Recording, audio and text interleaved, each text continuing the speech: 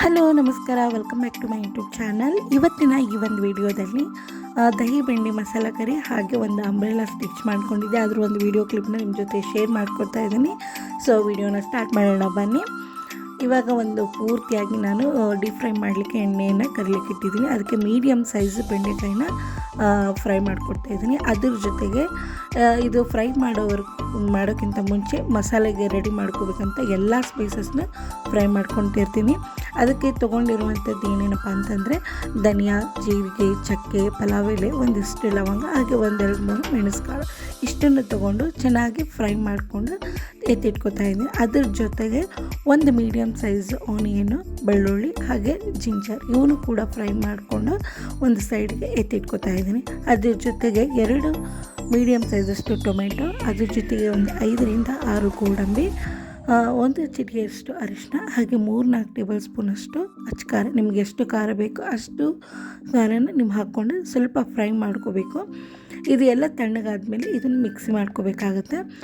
Fine paste ಮಾಡಿಕೊಂಡ್ರೆ ತುಂಬಾ ಟೇಸ್ಟಿಯಾಗುತ್ತೆ. ಅಷ್ಟರಲ್ಲಿ ಈ ಬೆಂಡೆಕಾಯಿ ಎಲ್ಲ ಫ್ರೈ ಆಗೋಗ್ಬಿಟ್ಟಿತ್ತು. ಇದು ಸ್ವಲ್ಪ ಡೀಪ್ ಫ್ರೈ ಆದಮೇಲೆ ಮೇಲೆ ತೇಲ್ತಿರುತ್ತೆ, ಅಷ್ಟಲಿವರೆಗೂ ಇದು ಫ್ರೈ ಆಗಬೇಕು ಬೆಂಡೆಕಾಯಿ.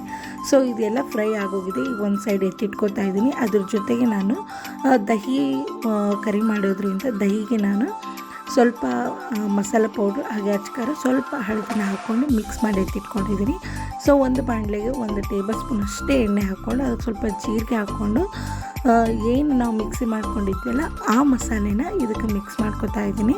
ಮಿಕ್ಸ್ ಮಾಡಿಕೊಂಡು ಸೊ ಅದೇ ಒಂದು ಮಿಕ್ಸಿ ಜಾರಿಗೆ ಸ್ವಲ್ಪ ನೀರು ಹಾಕ್ಕೊಂಡು ಎತ್ತಿಟ್ಕೊತಾ ಇದ್ದೀನಿ. ಅದಕ್ಕಿಂತ ಮುಂಚೆ ಏನು ನಾವು ಫ್ರೈ ಮಾಡಿಟ್ಕೊಂಡಿದ್ವಲ್ಲ ಆ ಒಂದು ಬೆಂಡೆಕಾಯಿನ 1 ನಿಮಿಷದಷ್ಟು ಫ್ರೈ ಮಾಡ್ಕೊಂಡಾದಮೇಲೆ ಈ ಉಳಿದಿರುವಂತಹ ನೀರು ಹಾಗೆ ಮತ್ತು ದಹಿ ಮಸಾಲ ಏನು ರೆಡಿ ಮಾಡಿರ್ತೀವಲ್ಲ ಅದನ್ನು ಹಾಕಿಬಿಟ್ಟು ಒಂದು 5-10 ನಿಮಿಷ ಕುದಿಯೋವರೆಗೂ ಬಿಟ್ಟರೆ ಈ ದಹಿ ಬೆಂಡಿ ಮಸಾಲ ಕರಿ ರೆಡಿ ಆಗುತ್ತೆ. ಸೊ ಕೊನೆಗೆ ನಾವು ಸ್ವಲ್ಪ ಕೊತ್ತಂಬರಿ ಸೊಪ್ಪು ಹಾಕೊಂಡ್ಬಿಟ್ರೆ ತುಂಬ ಟೇಸ್ಟಿಯಾಗುತ್ತೆ. ಎಮ್ಮಿಯಾಗಿರುವಂಥ ದಹಿ ಬೆಂಡಿ ಮಸಾಲ ಕರಿ ರೆಡಿ ಆಗುತ್ತೆ. ಸೊ ಮಧ್ಯಾಹ್ನ ಟೈಮ್ ಇತ್ತು ಅಂತ ಒಂದು ಫ್ಲೇರ್ ಆಗಿರುವಂಥ ಅಂಬ್ರೆಲಾ ಡ್ರೆಸ್ ಕೂಡ ಕಟ್ಟಿಂಗ್ ಮಾಡಿಟ್ಕೊಂಡು ಸ್ಟಿಚ್ ಮಾಡಿಟ್ಕೊಂಡೆ. ಪೂರ್ತಿ ವಿಡಿಯೋ ನಾನು ಒಂದು ಬ್ಲಾಗಲ್ಲಿ ಮೆನ್ಷನ್ ಮಾಡೋಕ್ಕಾಗಿಲ್ಲ, ಹಾಗಾಗಿ ಜಸ್ಟ್ ಕೊನೆಗೆ ನಾನು ಯಾವ ರೀತಿ ಬಂದಿದೆ ಡ್ರೆಸ್ ಅಂತಂದು ಒಂದು ವಿಡಿಯೋ ಕ್ಲಿಪ್ ಹಾಕಿದ್ದೀನಿ. ಇದ್ರ ಪೂರ್ತಿ ನಿಮ್ಗೆ ಏನಾದರೂ ಕಟ್ಟಿಂಗ್ ವಿಡಿಯೋ ಏನಾದರೂ ಬೇಕಾದರೆ SYT ವ್ಲಾಗ್ಸ್ ಆ್ಯಂಡ್ ಡಿಸೈನ್ಸಲ್ಲಿದೆ, ಹೋಗಿ ಚೆಕ್ ಮಾಡ್ಕೊಳ್ಳಿ. ಹಾಗೆ ಒಂದು ವಿಡಿಯೋ ಏನಾದರೂ ಇಷ್ಟ ಆದರೆ ಪ್ಲೀಸ್ ಸಬ್ಸ್ಕ್ರೈಬ್ ಮಾಡ್ಕೊಳ್ಳಿ.